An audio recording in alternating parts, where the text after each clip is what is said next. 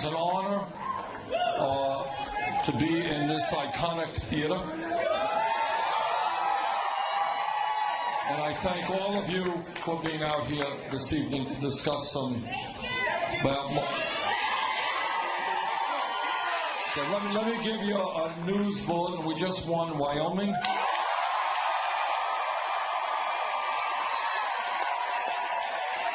Which is the 8th contest in the last 9 that we have won.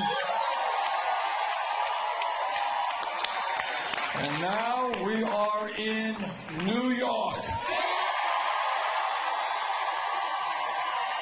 And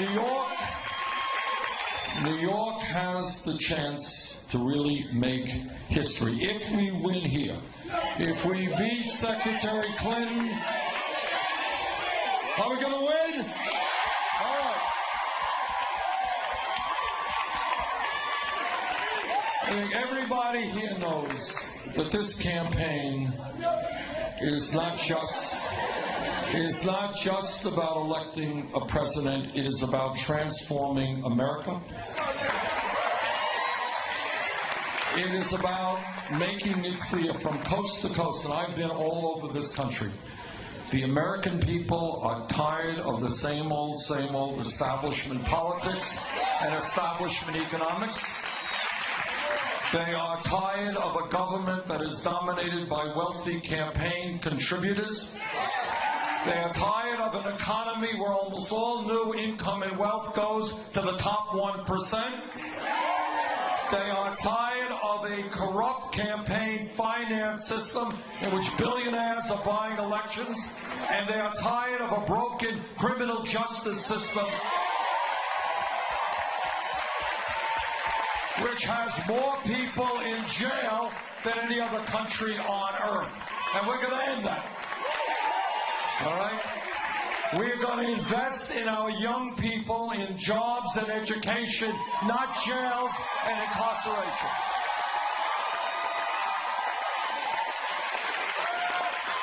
We have come a very long way in the last 11 months, but we can win this thing. There is a path toward the White House, and don't let anybody tell you there is not.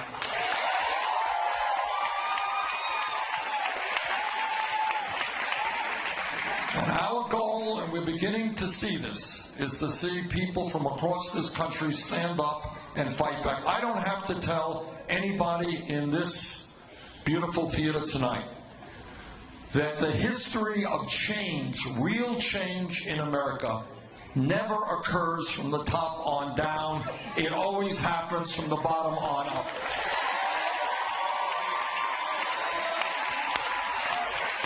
Whether it is the history of the trade union movement, whether it is history of the civil rights movement, the history of the women's movement, the gay movement, the Fight for 15 movement.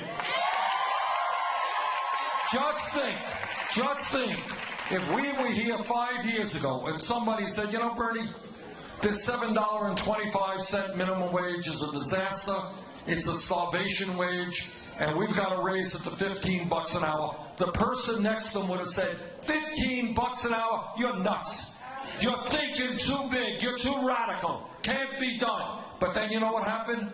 People in the fast food industry fought back. People at McDonald's and at Burger King, they made it clear they can't live on $15 an hour. They went out on strike. They went out on the streets. And I'm very proud to have demonstrated with them in Washington, D.C. And then, because they fought back, Seattle, $15 an hour, LA, San Francisco, Oregon, California, New York State. And trust me, it wasn't because your governor had a great idea that he wanted to do it. It's because the people told him he had better do it. And that's what this campaign is about, is bringing people together, black and white and Latino and Asian American and Native American, all of our people, to stand together to think outside of the box, to understand what the media does not tell us. Status quo does not have to continue to exist. We can make that change. We don't need to have the highest rate of childhood poverty of any major country on earth. We do not need to see 1 in 4 kids in the Bronx have asthma because of the crap that they are breathing.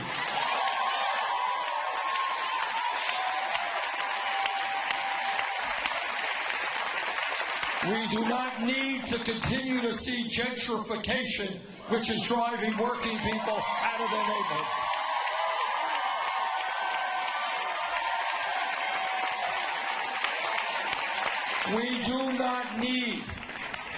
We do not need to have more people in jail than any other country. We do not need to be the only major country on earth that does not guarantee health care or paid family leave to all of its people. All right?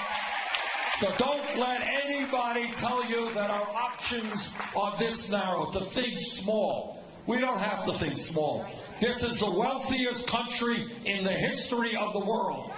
And when we stand together, we can make profound changes. That is what this campaign is about. And I want to thank all of you for being here.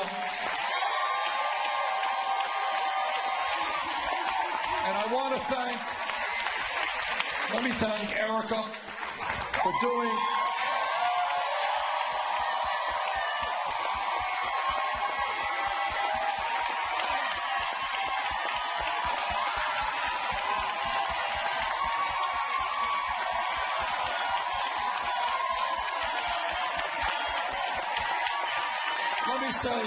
Let me say this from my heart. Erica went through a nightmarish experience, an experience that no child should have to go through. And you can respond to that tragedy in one of 2 ways. You could become depressed, you can become withdrawn. My 90-year-old grandma. She's 90. 90-year-old? Yes. How are you? Thank you. I see where Erica gets her energy from. And Erica and her grandmother could have withdrawn, and that would have been totally understandable. I think every one of us would have understood that. But she didn't. She used her grief and her pain to fight back and to say that we will have real police department reform in New York and around this country. Thank you so much, Erica, for your help. And what can we say about this guy?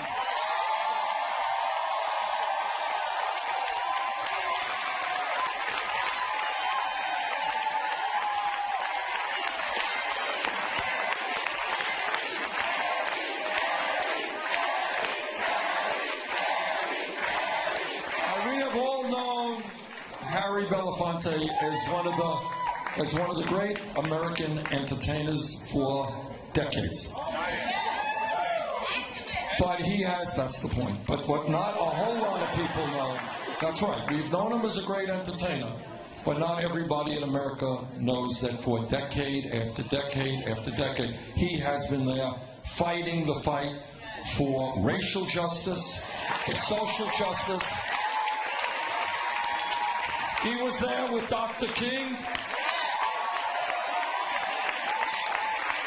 Yes, and I got to admit, I'm old enough. I was there at the March on Washington, too.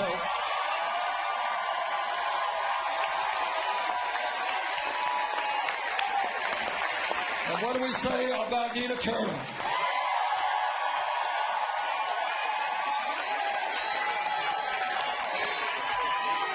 Nina is a former state senator from Ohio, and she had incredible courage.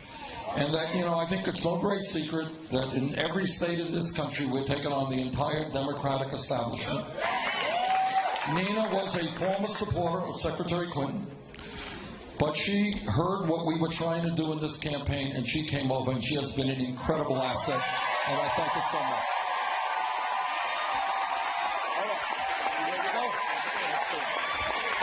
All right, y'all ready?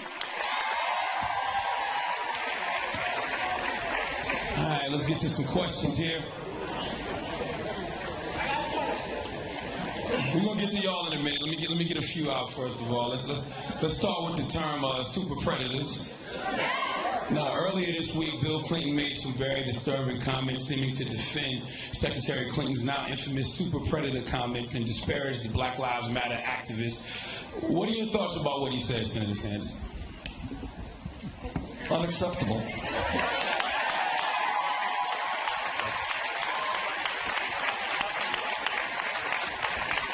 I think we all know what that term meant when in the context that it was said years ago. We know who they were talking about. That's exactly right. That's who it was. And I think that the president owes the American people an apology for trying to defend what is indefensible. But let me, if I may, say it was not just that. During that period, a piece of legislation called the so-called Welfare Reform Act was passed. You all remember that? And the premise, which was a right-wing Republican premise, was that the problem was that all of these poor people were really living high off the hog. They were all the quote-unquote welfare queens. Remember that? All these poor people just living so well on welfare. And that bill was passed, and the result of it was that extreme poverty for the poorest of the poor went up very significantly in our country. And what that politics is about, what that psychology is about, is to adopt the Republican belief that the way you get votes is beating up on the poorest and most vulnerable people in this country. That is a bad, bad way to win votes. To beat up on people who are helpless, who are barely making it economically, and to go after them to win votes and to cut benefits for children, for moms, is unacceptable. And we are going to put an end to that mentality. We're not going to be beating up on the poor. You know, if you notice, in much of today's political discussion, the word poverty is virtually not mentioned. You know that? It's not mentioned. We got 47 million people living in poverty. We have the highest rate of childhood poverty of any major country on earth. I'm going to put the issue of poverty back on the table.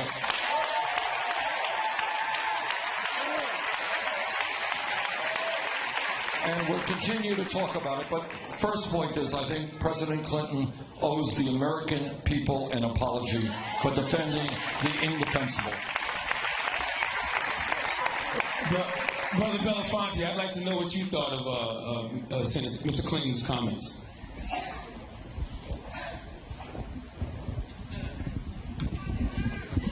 First of all, let me just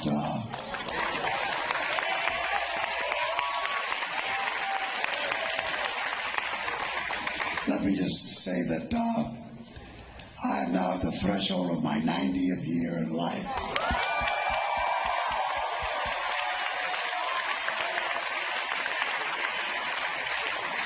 And to have lived long enough to see Bernie Sanders step into the fray and to put some skin in the game has kind of reawakened my youthful spirit. I spent a great deal of time traveling around the United States of America. I did that as a performer, but I now do this as an activist. I don't run for political office, but I do run for justice.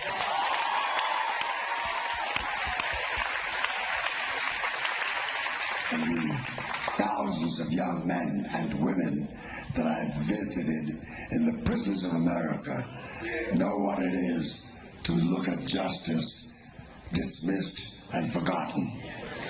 And I am just absolutely thrilled to have been given the opportunity to stand on a platform with a man that has the integrity and the dignity and the ability to lead this country into a new horizon.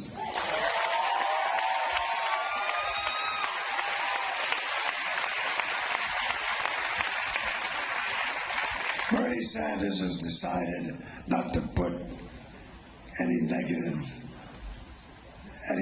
vibes into this campaign. It is with a great deal of difficulty that I support that point of view.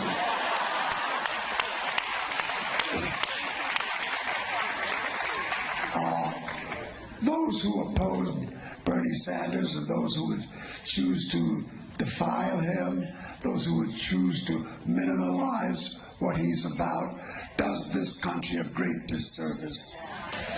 What America needs is exactly what Bernie Sanders is giving us.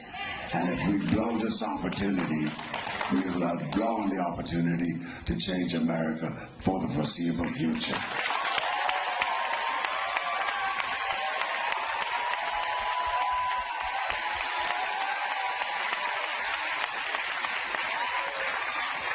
So in answer to your question, I'll just say, Hillary who?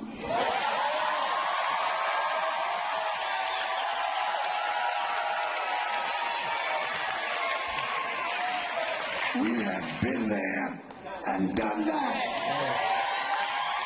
Today is a new day, Bernie Sanders.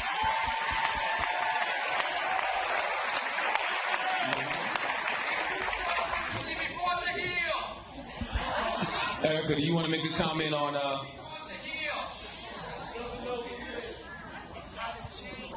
Erica, do you want to make a comment on President Bill Clinton's comments?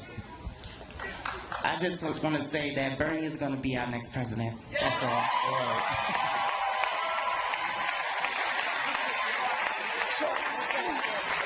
Now, Senator Sanders, what further steps would you take as president to further demilitarize our law enforcement to end what has been the experience of many African Americans who feel they live in something equated to a police state or an occupied territory? Yeah. When we have seen in Ferguson, Missouri, what that appeared to me to look like is literally an occupying army, didn't it?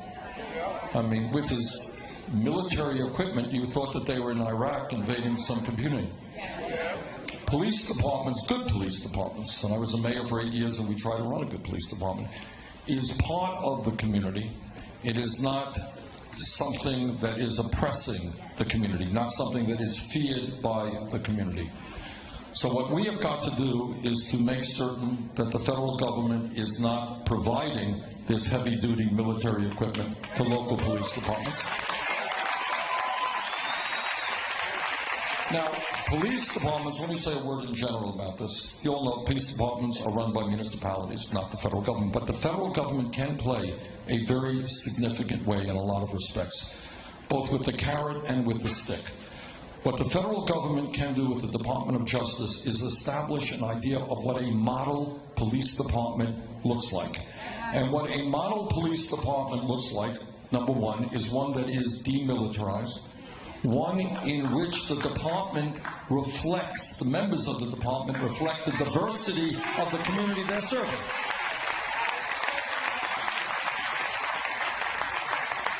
And also, it means that we end corporate control and ownership of prisons and detention centers. Now, what a well-trained police department is doing, and some are beginning to do this, is to understand that we should not and must not continue seeing what we saw with regard to Erica's father, or see unarmed people being shot by police officers, often minority people. And what we have got to train police officers to do is to understand that lethal force is the last response, not the first response.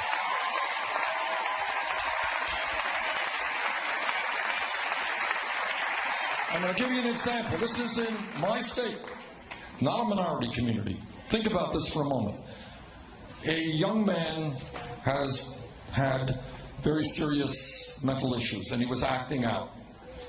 His mother called the police to get some help. Police officer shot and killed her son. All right. This happens far, far too often. So being a cop is not an easy job. We all know that.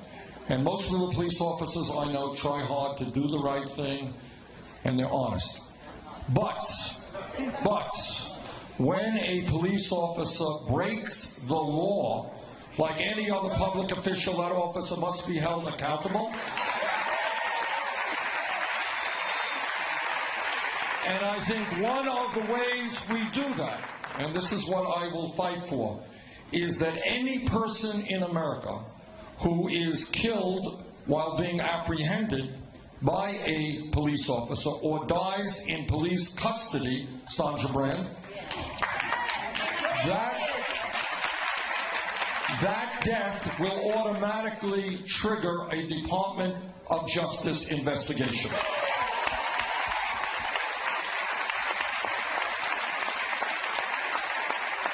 But mostly what the federal government can do, and I think play a very important role in this, again, with the carrot, providing financial support or withdrawing financial support, create model police departments where police officers are respected, are part of the community, are serving the community, not bringing fear into the community. And one other word that I want to say on this, and some people may agree with me, some people may not, but I think we've got to rethink this entire war on drugs.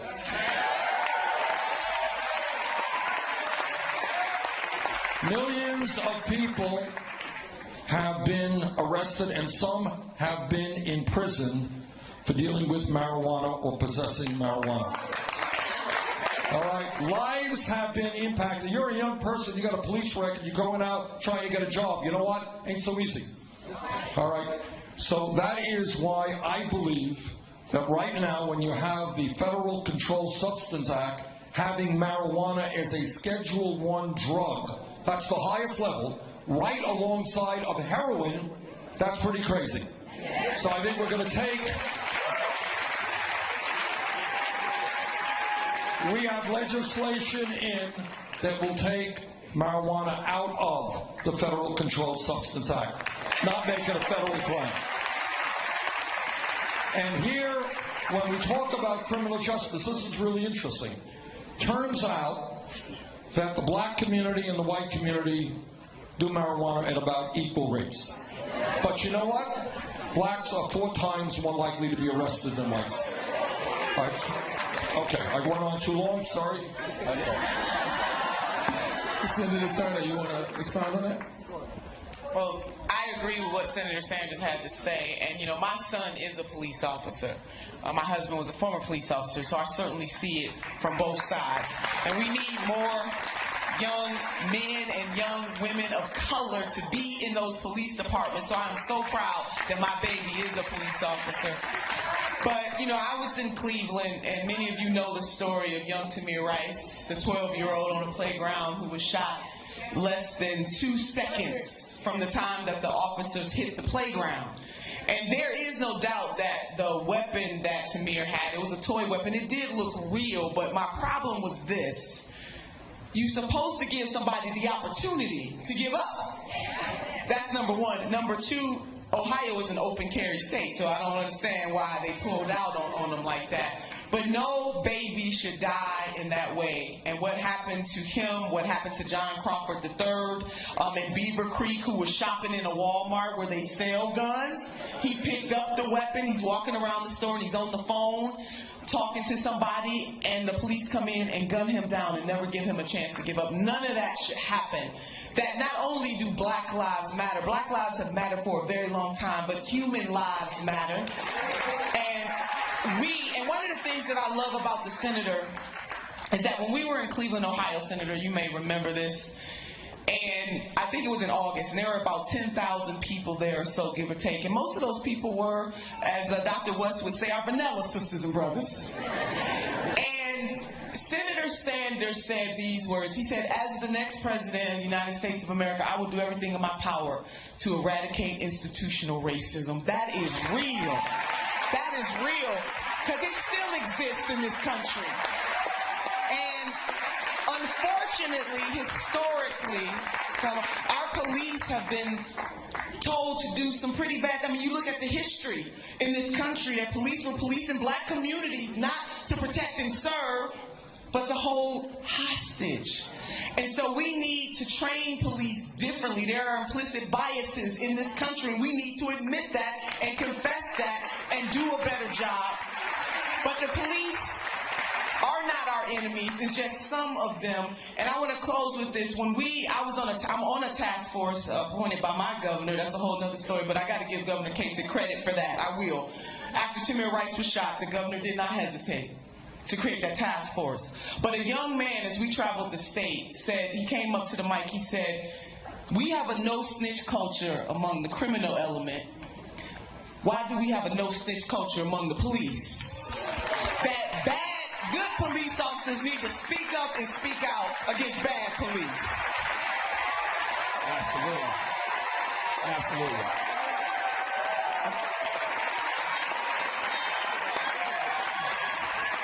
I just want to expound on something you said, Senator Turner. How do we get more people of color to want to be police officers? Because a lot of times in our culture, we've been taught F the police, not to want to be a part of that system. How do we get more of us to be a part of that system? I mean, we got to restore it in the schools, and being a police was a noble thing. I mean, I know growing up, people wanted to be police and firemen, and we just have to have those very real conversations in our community, just as we want folks to become teachers. We have to speak that life into our children, that we need them to stand in the gap. We need more women, because women de-escalate situations. We de-escalate.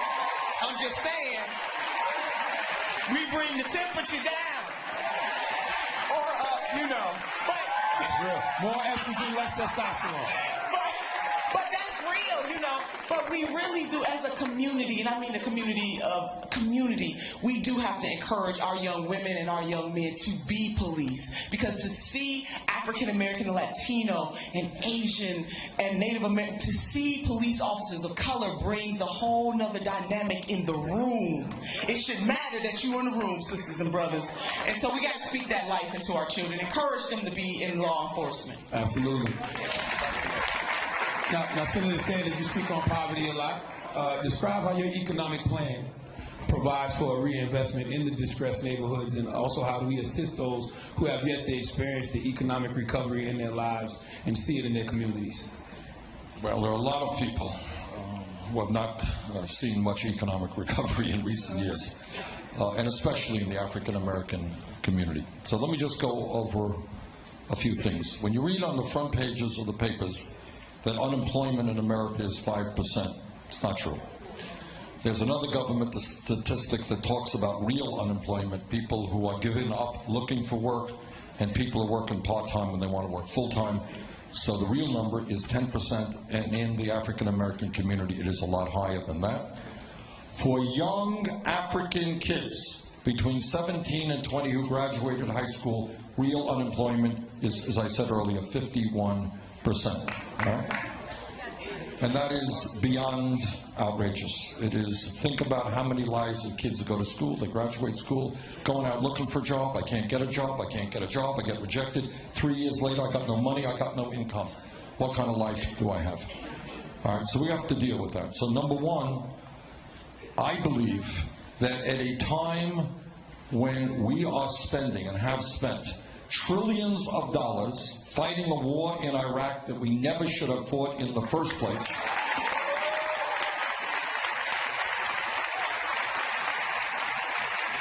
hard for me to understand how we don't have the money to invest in crumbling inner cities all over this country. All right, we've got the money. Of course we got the money. It's a question of national priorities and where we invest.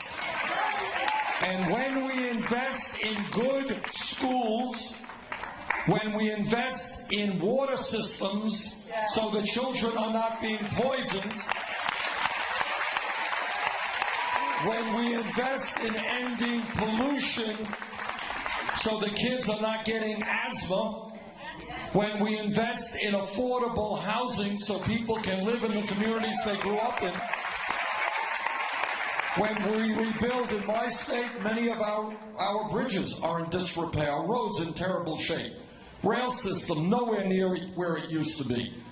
We can create 13 million jobs rebuilding our crumbling inner cities and our infrastructure. Now, what an extraordinary thing it would be to be training young kids who today are unemployed, training them to be carpenters and plumbers, architects,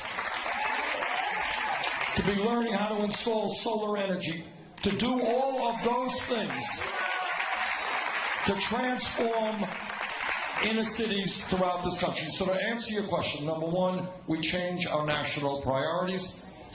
No more tax breaks for billionaires.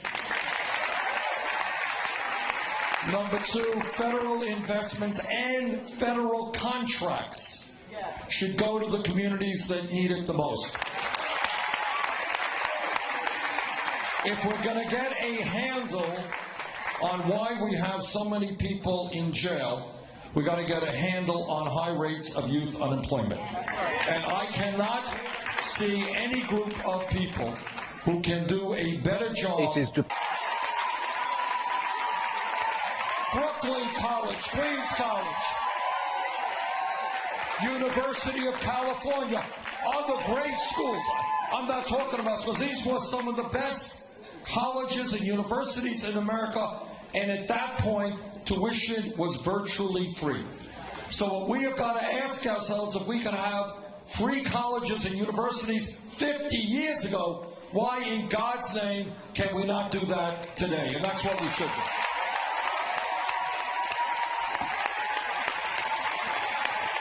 Senator Turner, why do you think people that oppose Senator Sanders say the things that he's saying is crazy, like as far as affordable health care and free college?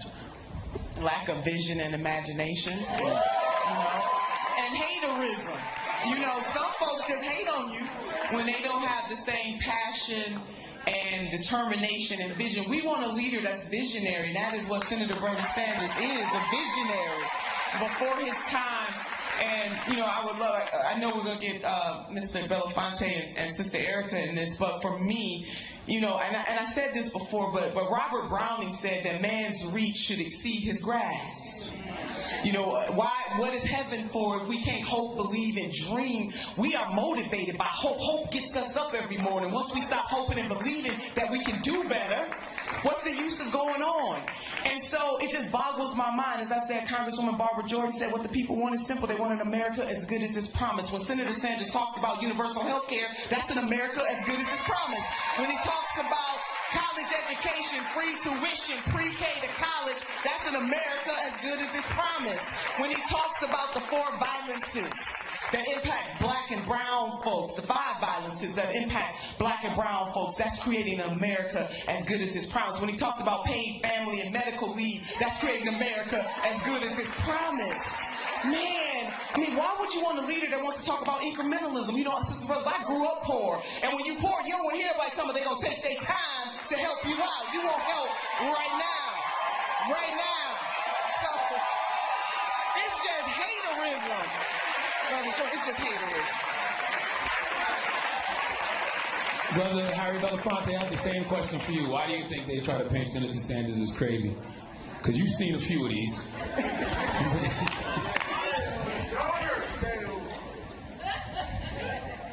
In response to your question, I'd like to embellish my response a wee bit. The United States of America, when the founding fathers came to this hemisphere, to this continent, they found a people here who had been living here for thousands of years, who had lived in harmony with the land, and had welcomed those who came as visitors to this continent. We call them the founders of Plymouth Rock. In developing a relationship to this continent, the invading forces from Europe eliminated an entire race, eliminated the indigenous. The Native Americans were ground under and forever made to be, hopefully from their perspective, they were hopeful to have made them extinct. When they no longer had them, they went and got slaves from Africa and brought them here for 100 years of anguish and servitude and pain. When there was a successful resistance against that fact and seeking change, it was replaced by 100 years of segregation. This country is steeped in the sickness of race.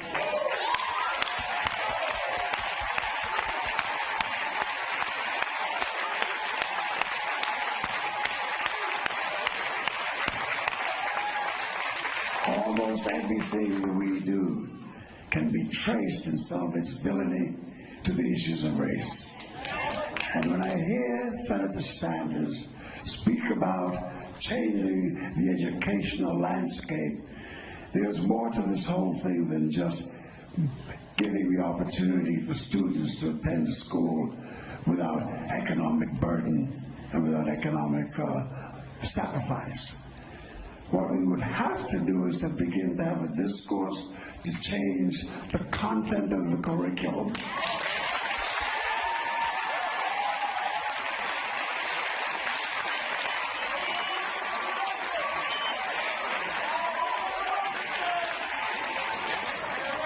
And my real commitment to Senator Sanders is not just all the issues that he's raised on what America needs in a universe that's quite complicated with issues that boggles the human mind. We have wars everywhere. We have thievery everywhere. We have greed that has run rampant with the soul of this nation that has to be healed, as Dr. King and Eleanor Roosevelt and others have said so often during my history. And my real hope is that after we've gotten the administration going, that we would really and truly invest heavily into the issue of defining what happened to this nation around the issues of race and changing the way in which America treats its citizens of color, and that we be given an opportunity to participate and contribute as fully as we can. That's what I got up out of my bed and decided at the age of 90 to step into the field.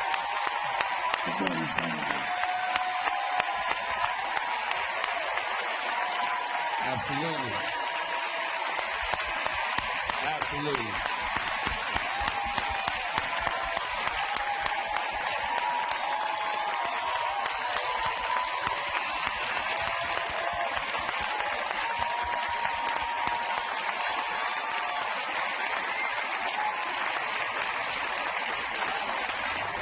Now, before we turn the Q&A over to the audience, I do want to ask Senator Sanders, why does it seem like you are the only candidate that hasn't been afraid to speak about systemic racism? Because, you hear these politicians talk about the super predators, but they don't like to talk about the system that created the super predators.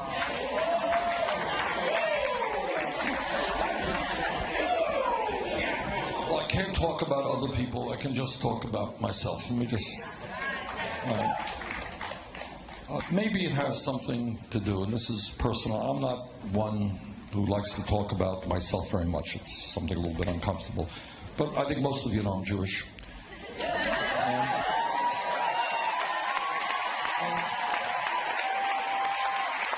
What this is about, you talk about racism, and you talk about insanity, and you talk about cruelty. I can remember as a kid, with tears coming down my eyes, knowing that much of my father's family was wiped out by a lunatic in Germany. And that stays with you. It's something that you never forget. And to see racism or people hating each other for the color of their skin or for the accent that they may have, the language of the country they came from, is from the deepest part of me something that is so grotesque and awful that from a very early age, it was clear to me that I had to spend my life helping to oppose that type of behavior. And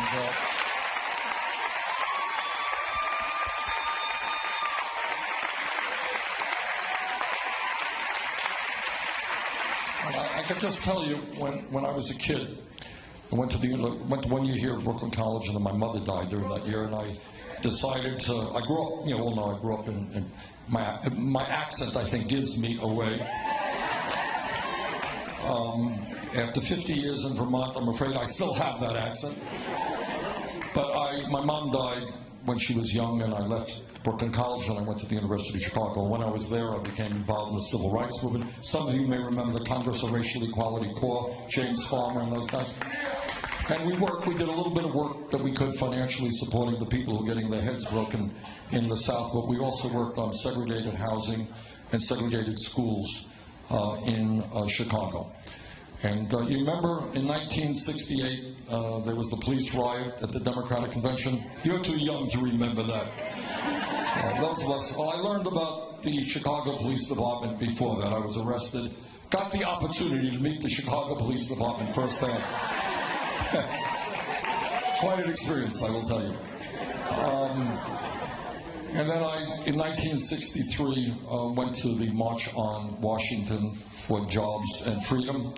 And that was, Dr. King is, one of my heroes and one of the inspirations in my life. And I'll tell you, just if I may, I'm going off subject a little bit. Is that all right? It's your show, baby. All right, it's my show. You know what was extraordinary about Dr. King? I'm detouring here, but why I have so much respect for him. He obviously was a great civil rights leader, led the effort to desegregate the South and voting rights and all that. And he could have gone down. The establishment in America would have said, Dr. King, you are a great hero. Look at all you did. But you know what he did? He went into his heart and he said, that is not enough. If I'm going to talk about nonviolence, right, I got to look at the war in Vietnam. And Harry knows more. If he wants to jump in on this discussion, I would love to hear his point of view, because he worked with Dr. King. But against all of the establishment, people said, what are you doing? You're supposed to be a black leader. Why are you getting involved in the war in Vietnam? And he said his heart and his conscience dictated that he speak out. How could he talk about nonviolence in this country if you talk about a war which was so unnecessary and so violent?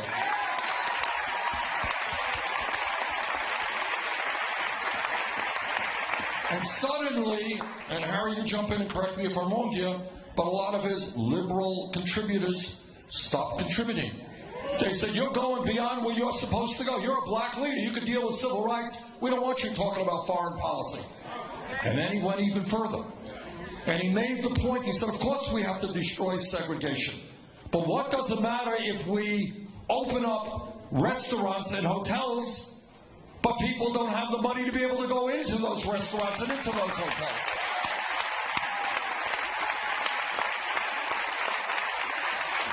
So then he began talking about income and wealth inequality. And everybody here remembers where he was when he was assassinated. It wasn't in a quote-unquote civil rights march.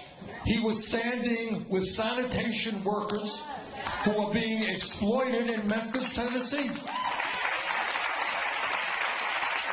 And he chose to stand with the lowest among us, people who did, dirty work, no pay, bad working conditions. He went there and he stood with them. And also, some of you will remember, and Harry, you know more about this than I do, the project that he was working on in the last months in his life, the Poor People's Campaign. And what he was saying is, we're going to bring together the African American community, the Latino community, the Native American communities, poor whites in Appalachia and elsewhere. We're going to bring all of our people together to demand a change in national priorities. That's what he said. This is a wealthy country. We should not have the kind of poverty that we have right now. That is the sign of incredible courage and genius to keep expanding and expanding his vision for America. That's what Nina is talking about. So, I don't know how I got off on that. But,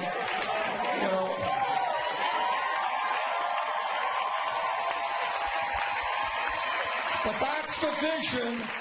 The point is, The point is that everything, and that's what he saw so brilliantly, and with so much courage. He knew what he was doing. He knew that he was going to antagonize the establishment by doing that. But he kept going because it was the right thing to do, and that is what his mind and his heart told him to do. And that's where we are in many ways right now. We're asking these same questions. Why, at a time when this country has so much wealth, is there so much poverty? Why are people sleeping out in the streets? Why are schools failing? You know, we would have a different discussion if we were a poor country. All right, if we were a poor country, we would like to see kids have a good education. We're too poor, right? We'd like everybody to have health care. We don't have the money to train doctors. That is not the case. All right? The case is that you got a Wall Street, you got a corporate world whose greed is doing so much damage to all of us. So, Charlemagne, I apologize again for Detroit. It's all good. Mr. Belafonte, do you want to expound on anything that was said?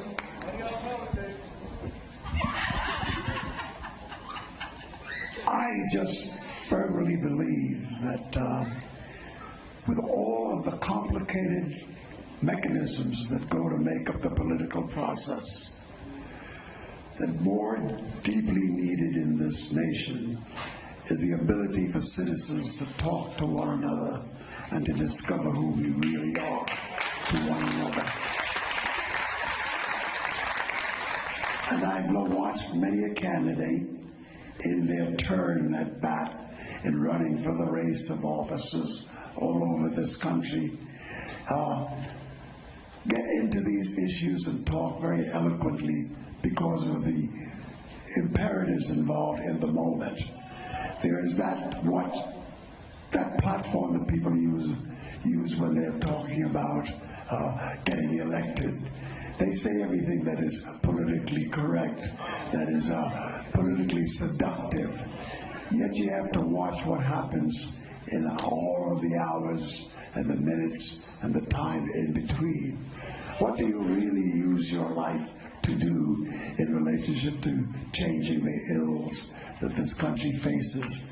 And I think if we can open up the process of being more honest on the issue of race, on the issue of gender, on the issue of greed, I think America will become a healthier place for all of us. And what I really and truly feel, having served Eleanor Roosevelt as a kid, growing up here, born in and growing up in Harlem,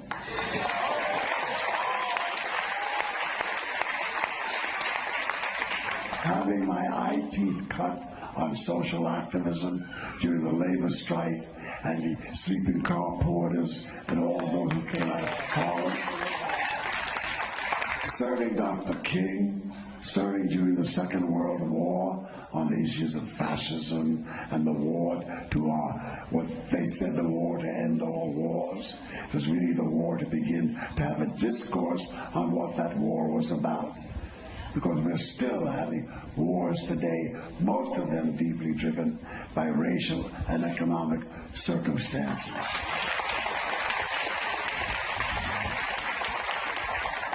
And what I would appreciate and hope and feel we will get from Bernie Sanders is not just his capacity to administrate as a head of state and the leader of this nation, but to begin to put on an everyday basis the language and the verbiage to give us a chance to speak on the issues of race. If we do not, Dr. King said, if we do not settle the issues of race in America, we will never settle America's hope to become one of the great nations in the history of civilization. So,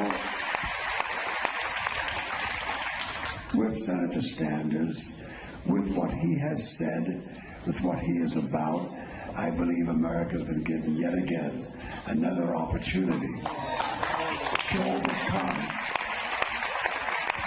the obstacles that are before us, being led by those who understand clearly what needs to be done. And I would hope, and especially I say this without Well, I say because it needs to be said. In particular, if you look at every ill and every grievance that can be revealed by the voice of the black community, you'll find that politics sits squarely in the middle of what can be done to cure the problem. We are having a large prison population because of how the law has been fixed. We have poverty because of how the law has been fixed. The only thing that can change the way these laws are applied is by getting out and vote and changing those who sit in office and make the rules.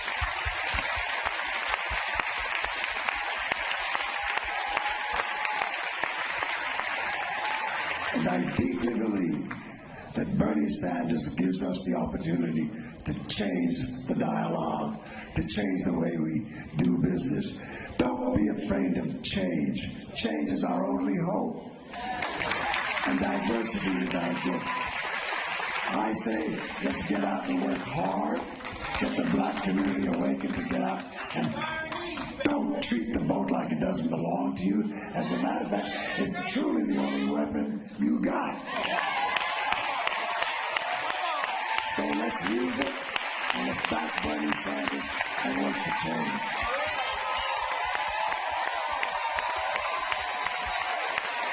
Now, Erica, you wanted to say something? Yes, I want to say something.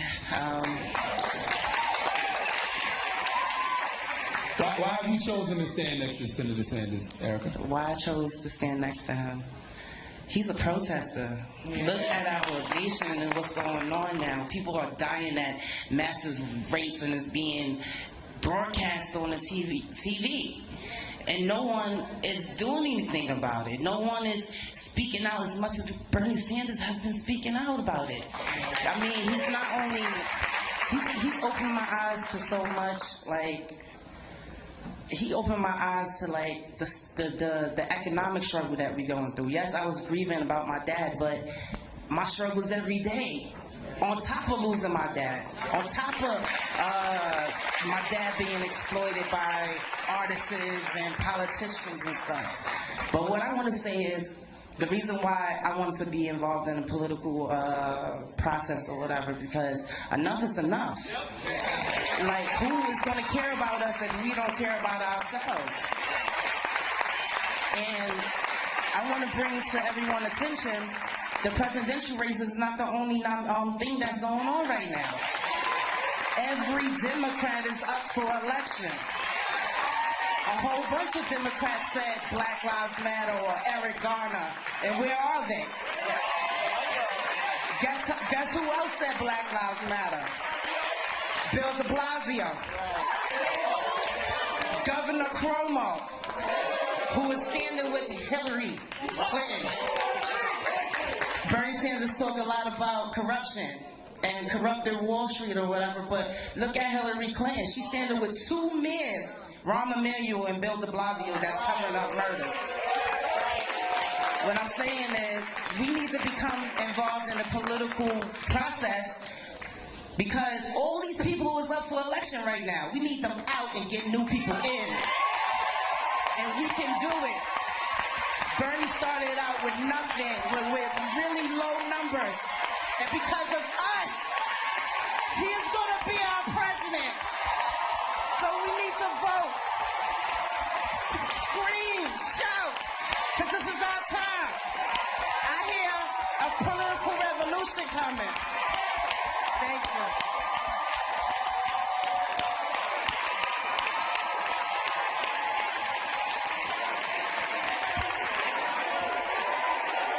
Bernie, Bernie, Bernie.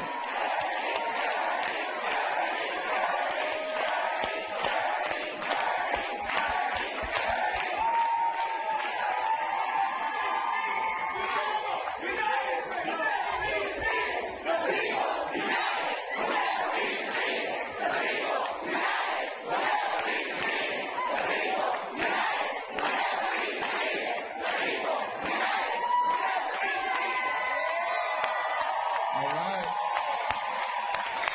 So we're going to do some Q&A with the audience now.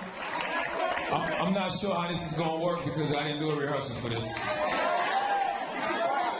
So who has the mic? Yeah, okay. So start. Right here with the mics? Okay, there you go. I'm sorry. Hi. Hello, Senator. It's pleased to meet you. I've traveled a long way to ask you this question, and you've touched on it a little bit, so sorry if it's repetitive. But with the devastation of all kinds of neighborhoods, black, white, way down south, impoverished white neighborhoods, due to the predatory lending, foreclosures, and other factors driving property values down, what solution can you offer to bring equality to public education without resorting to privatization of education and commodification of children?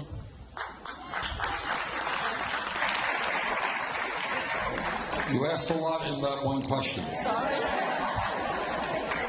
I was in, this kind of blew me away. I was in the neighborhood where Freddie Gray in Baltimore was killed, there a number of months ago.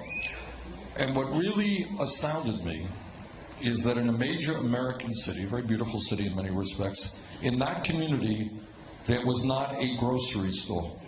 Do you all know that? So people could not get fresh produce, could not get meat.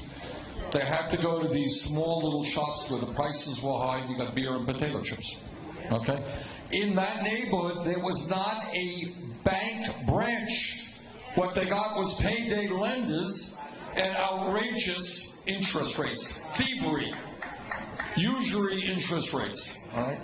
So when we talk about rebuilding America, and rebuilding inner city life in America, that is exactly what we're talking about. We're talking about stopping gentrification, which is really causing problems all across this country, driving rents up. And I got to tell you, I grew up, first 18 years of my life in a 3.5-room rent-controlled apartment in Brooklyn. All right, so I know a little bit about this thing. All right, so we need to control gentrification. We need to build affordable housing. We need to invest in public education in this country. We need to honor and respect teachers, make sure they are treated with the respect that they need. And I'll tell you another area. And again, when we think outside of the box, we have a dysfunctional child care and pre-K system in this country. 0 through 4 is the most important years, or the most important years of a human development. All right, we all know that. And yet you have instructors, teachers, or people working with little kids who make what McDonald's workers make. They have no benefits, they have no training. Why is that? Who made that decision that millions of kids would be taken care of people who do not have the training or the education or the kind of respect that they deserve? We have to do all of these things. Now people say, well, Bernie, this gets back to the point, the question Charlemagne asked a while ago. Is these wild and crazy and very expensive ideas? And the answer is, yeah, they are, but it's less expensive than bailing out Wall Street. It's less expensive than going to war in Iraq. It is less expensive than giving tax breaks to billionaires.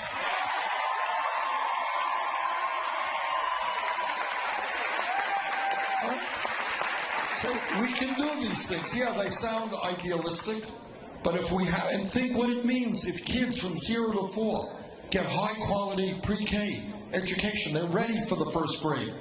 And if we have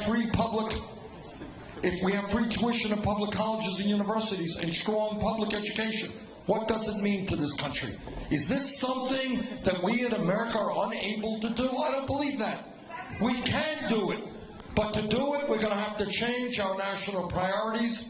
To change our national priorities, we are going to have to take on the greed and selfishness of Wall Street and corporate America. You got another question over there? You better got the microphone. Senator Sanders, welcome. My name is Linda Kumalo. And the drug issue is very personal to me. My brother, his name is Bongani Calhoun, also known as 290-23280. He is in federal prison on a 15-year minimum drug sentencing.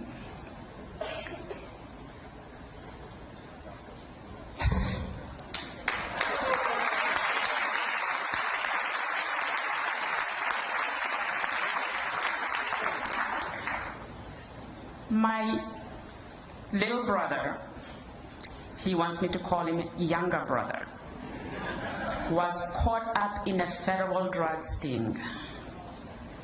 Two people he knows had been meeting with DEAs as sellers. DEAs were the sellers, the guys were buyers for 2 months. When the DEAs decided to take them down, they took everybody down who was with them.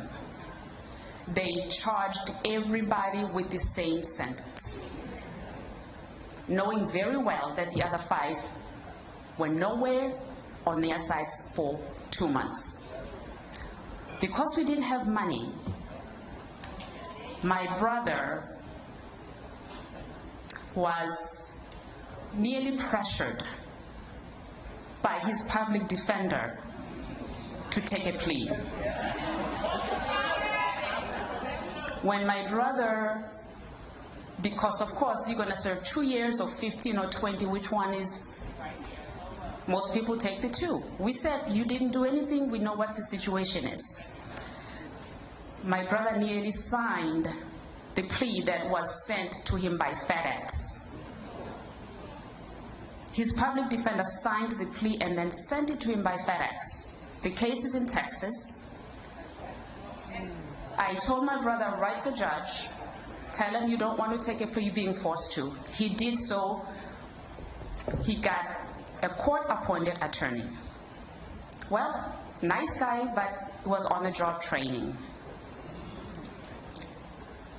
The assistant DA made a comment during the trial. With all that money, with Hispanics and blacks, didn't a light bulb go off in your head that this was a drug deal? The on-the-job training attorney did not object. The case went all the way to the Supreme Court. Justice Sotomayor's opinion made national news in February of 2013. What happened in that courtroom should never happen. I'm paraphrasing. It's online, anyone can look it up. But because the attorney did not object, there was nothing they could do. So, my brother just finished his 3rd year. It's 3 years now that he's in prison, basically on a technicality. When are we going to let these people out who are in there not because they are guilty, but because once you are charged and you cannot defend yourself,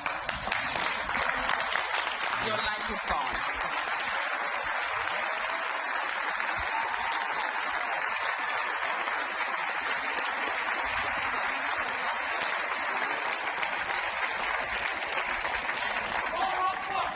Years and years ago, decades ago, in a very important Supreme Court decision, and it was the Miranda case, what the Supreme Court said is that everybody has the constitutional right to have legal representation. But what has happened over the years is that legal representation has been more in name than in reality for many people. And I can't remember, I apologize, and if anyone can remember, jump up and tell me. There was a piece in the paper the other day, I can't remember, one of the states where they are paying their public defenders almost nothing. The public defenders are completely over. What state was it? Louisiana, I think that's right. Well, in many, that's right. No, that's right. All right. But there was one case where from almost any sense of reality, poor people did not have legal representation. There were very few attorneys. They had incredibly large caseloads. They could not pay attention to the cases that were before them. So that is not legal representation. So for you, you have raised some very important issues. Number one, does everybody in America, regardless of income, are they entitled to good legal representation? The answer is yes. And all over this country, as state budgets become under attack, it's very easy for governors to cut back on public defenders, and it's very hard for any serious person, graduates law school, was an attorney, to go out and want to do public defender when you're being paid, very, very low wages. So we have got to honor what the Supreme Court said, and that is everybody in America is entitled to good legal representation. Number two, you raised the other issue, the broader issue of drugs in America and the war on drugs and so forth. And I can't get into the details of the case because I don't know all that much about the details of that case. But I can say this, that we need to fundamentally rethink the war on drugs. All right? We need, and broadly, aside from the issues that you have raised, when we deal with the problem of drugs in this country, which is a serious problem in terms of addiction and opiate abuse and heroin abuse, we need to look at it as a health issue, not a criminal issue.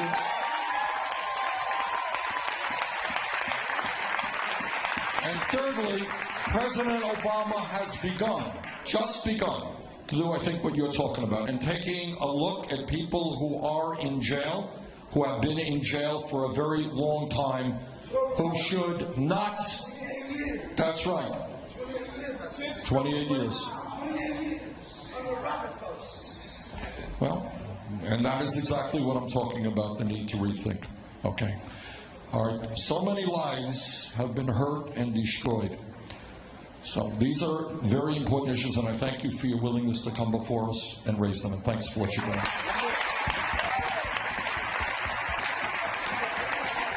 I wish we had time for one more, but we don't. I wish we did, but we don't. They're telling me to wrap. So I hope that you know the information.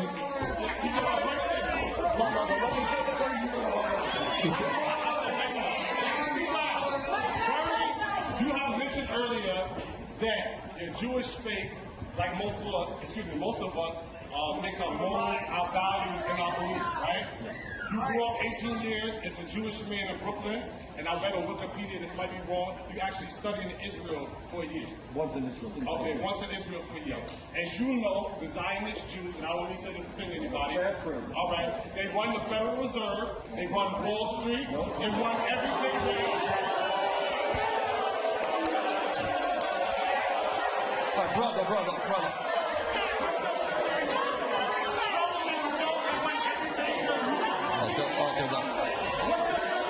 Is that your question? What is your affiliation to your Jewish community? I'm proud to be, okay. No, that's not what you're asking. No, that's not what you're asking. I am proud to be Jewish, but the idea...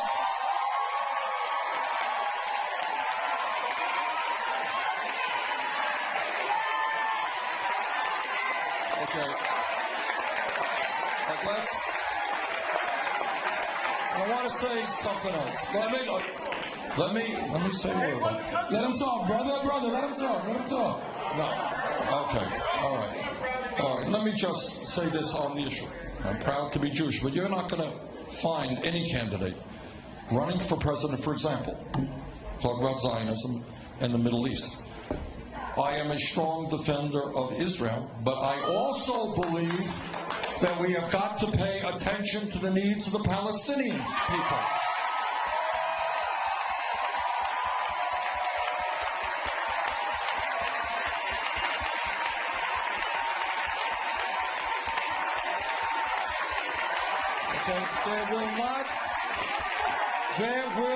There are wonderful people, and I've met them on both sides of that issue, and there are bad people on both sides of that issue. And if we are going to bring peace, hopefully, God willing, in the Middle East, we're going to have to treat both sides with respect and equality, all right?